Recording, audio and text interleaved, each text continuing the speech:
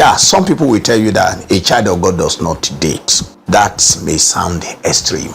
Dating can happen between children of God. What is dating? A brother and a sister loving one another, and they are thinking that we might become husband and wife. So while they are relating as friends, they want to know each other intimately. Please mark the word intimately, without sex. If it is without sex, that I believe is correct in the Christian fold, that this man and this woman, they are just friends, and both of them have the desire to marry each other. But however, the man has not proposed to say, you will be my wife. As long as they do it, either for 3 months, 6 months, or 1 year. If after 1 year, the man is fully satisfied that this will be my wife, and he now go ahead to propose, giving this woman a ring, there's nothing wrong with that. So dating is what happens between a brother or a sister.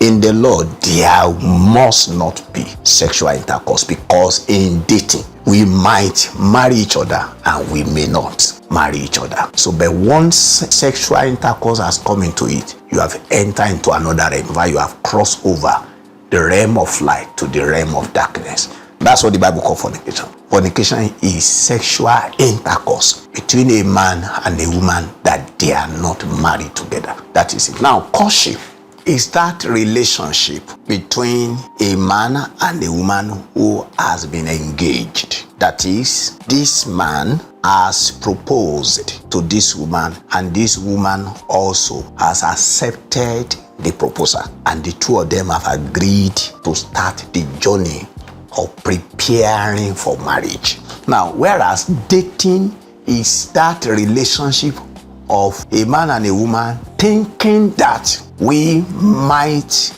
be good to be husband and wife, but we want to check if that can happen in the real sense. And so it's a journey of preparing themselves for the future that they have seen together. The two of them, is the preparation of their life. They have to prepare their spirit, they have to prepare their souls, they have to prepare their mind, even their bodies, and prepare their lives, looking for a way to blend their lives together. And it must also be without sexual intercourse. Hebrews chapter 13 verse 4 says, marriage should be honorable among all, and the bell should be undefiled.